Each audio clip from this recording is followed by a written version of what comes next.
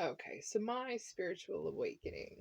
I think this would be part two because I don't think I've talked about this a lot. Um, Hi, my name is Amy. Welcome to my channel. Like, share, subscribe, all the good stuff. So, my spiritual awakening, I think I had another video out there about how it all started for me and how, like, I think I was getting to the point where I had just quit doing hard drugs. Um, and I had manifested a beautiful home. So, okay, so let's talk there. Yes, okay. So I was at a point where I was following guidance from my spirit guides. I was following my own inner knowing, and I had no idea at the time that that's what I was doing. But I was following the signs, the breadcrumbs, and I was learning about manifestation. And I had put out into the wonderful world of Kijiji a very specific description of a house that I wanted. I wanted a house that somebody didn't really love anymore, something that somebody wanted somebody to move in and to fix it up. I wanted a place with a pool. I wanted a place with its own water supply. You know, at the time I was really into the concept of having my own place to grow food and to have chickens and to do the whole thing. And I'm still into that, and I'm still waiting to find my perfect place in this world because I can't wait to get started on that again. But at the time, I truly did not believe that this was going to happen. But it was probably a month after I had made that posting. I was sitting around with my brother and my husband, who was not my husband at the time. He was my boyfriend at the time. But I was sitting around with them, and they had laughed at me. They had laughed hysterically at me when I told them what I was doing originally. And we had all forgotten about it. We were sitting around the deck of the house that I was in, and I was kind of in a little panic because we were going to end up having to move out of there. And I didn't know where we were going to go. And I was like, oh, yeah, they brought it up, you know. What about that crazy house thing you did? And I I opened up Kijiji, and sure enough, here was this message. They had a house, and they had like just sent the email like an hour before my brother had asked me this question. So, you know, like, you can call it a coincidence or you can call it a manifestation. Whatever you want to call it, this is what happened. And it had a pool, it had water, it was a fixer upper. It was exactly what we wanted. And to this day, it is still one of my favorite places I've ever lived. If I could go back and get back in that house, oh my God, I would, because I loved that place. Um, and it was so good for the soul. The energy of it was just so high frequency. It was beautiful. And at the time, I didn't even appreciate the high frequency that it had because I was still in the beginning stages of my awakening. And at that point, your knowledge is still so minor. Like, I was learning about energy chakras at that point, and being an empath and all this other stuff. I call them like the beginner stages. That's the stuff that eases you in to be able to take in the really heavy, crazy stuff later. Um, but we seen it, and oh my God, it was beautiful. We loved it. We felt like it was, the landscaping was perfect. It was this old farmhouse. It was like built in the 1800s. It was it was incredible. And now that I sit here, actually, there were some really cool stories about that house that I really wish I had have known about past life regression at that time, because I there was a deep connection there, and I bet there was something that I missed being able to experience with that. That's interesting. Okay, so anyways, um, yeah. So anyways, we we moved into the house and we started our life there. There was a little chicken coop that was from the 1800s that we fixed up, and we got a bunch of chickens. We fixed up a barn and got a few pigs. We honestly, we planted a bunch of weed because I wasn't very good with vegetables, and and they didn't work out well either. Somebody actually stole some of them, so like that's a whole other story. Um, but it was beautiful. Like, what that place did for cleaning me up and cleaning up other people too. Other people had moved into that house throughout us the course of us living there, who we had also helped clean up off. It had a very healing energy. It was a very wonderful place. And if any of you have ever lived anywhere that you just knew it felt different, like you knew you were meant to be there for a reason, and you knew that it was good for you to be there, then that place is a part of your soul's journey. That was a place you were destined to get to because you made the right decisions along the way to get you there. And, life could go in a lot of different directions, but that manifestation really gave me faith that all of this was true. Um, and since then, I have manifested a lot of really cool things, a lot of really small things, a lot of really quick things that, like, and random, like, you just think about needing something and somebody knocks on your door and hands it to you. Like, it's really strange, honestly. And it's really beautiful at the exact same time. So we lived there for 4 years, maybe 4 years, 5 years, something like that. And the evolution that we took there was beautiful. We got to a point where we were clean, we were sober. We My husband had found Jesus, and we got to this really, really wonderful point in our awakening. And then one day, and if anybody knows me from the future, from the past, you would know that I swore my entire life that I would never have children, that I would never, never do it. Babies were like my biggest fear. They were like a phobia for me. I would stay away from them. I didn't hold them. I didn't touch them. They were just, they were gross. They had to stay away from me. And everybody loves to point it out now that that's what I used to say, because now I have 3 beautiful children and I would love to have more. And it's just funny what happens to us, right? You can probably hear them screaming in the background of this video. Um, and that's okay. uh, so it was it was at the point when we decided that we were going to have Arya. I woke up one morning. I was 32 years old, and it was so strange thinking back and realizing now, talking about it here.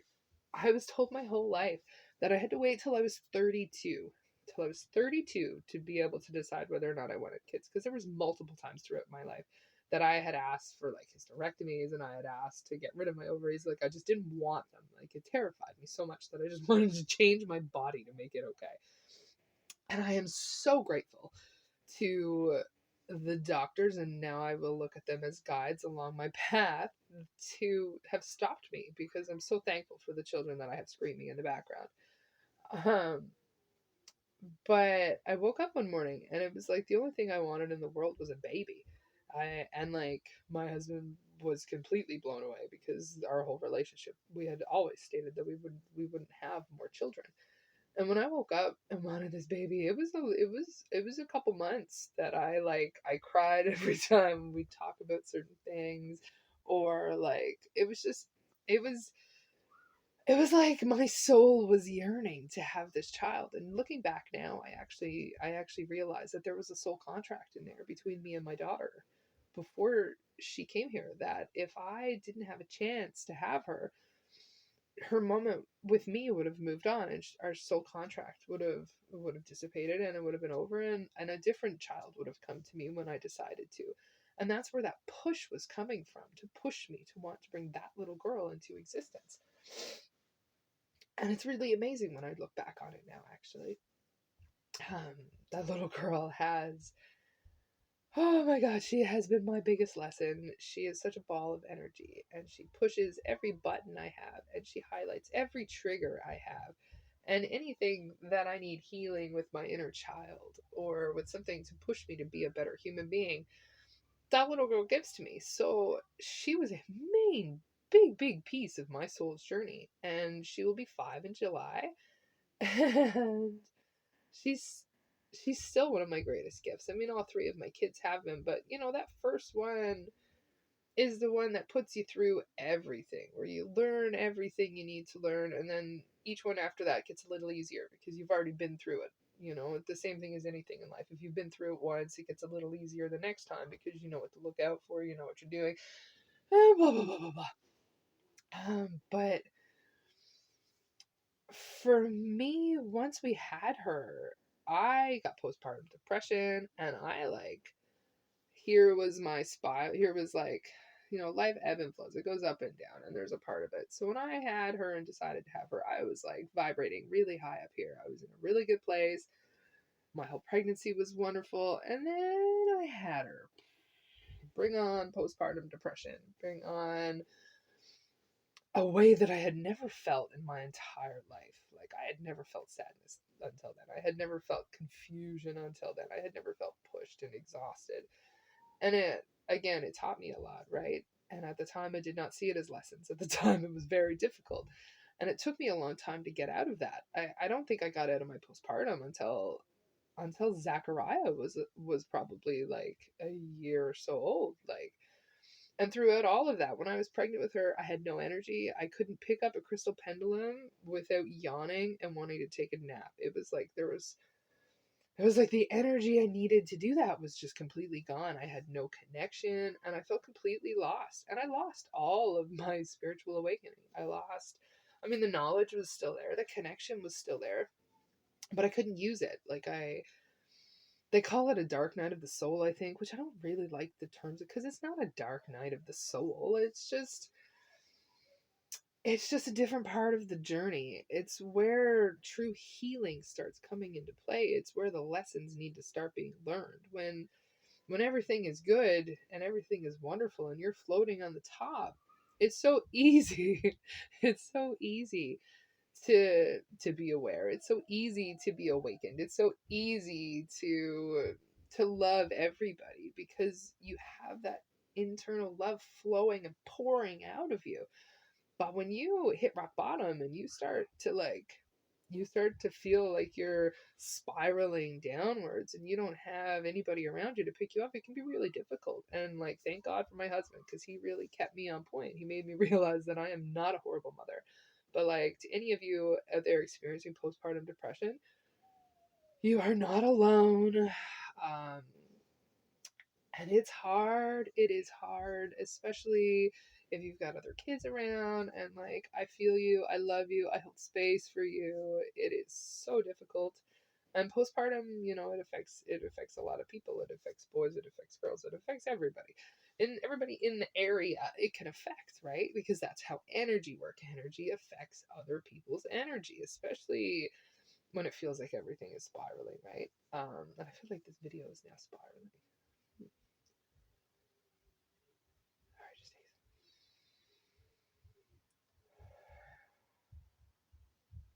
Yeah, so I mean, at the core of it all, the spiritual awakening is a wild ride. You have your ups, you have your downs, you have to learn your lessons, which is a whole other topic that I'll get into in another video. But for me, my experience has been high and low. I have walked through the most extreme senses my my core. Like, I have done things that people could never bring themselves to do. And I'm super thankful for that. I'm super thankful that I've always been willing to dive in with 2 feet and to be able to do things that most people wouldn't, because the experiences that I've lived through this life and countless others has has been truly remarkable. And I right now feel like I am in the best place that I've ever been. And now through my experience, I'm able to bring that forth and share that with anybody who resonates with me or finds these videos and needs somebody to just tell them that it's okay to not vibrate high all the time and that you will get back on your path when that happens. The ups and downs, it's a part of the journey. It is a big part of the journey. Nobody is meant to start their awakening and then just be awakened. People are meant to learn. And I'm sorry, does anybody out there actually learn the easy way where somebody's like, oh, if you do this, this is what happens, and then you just leave it at that?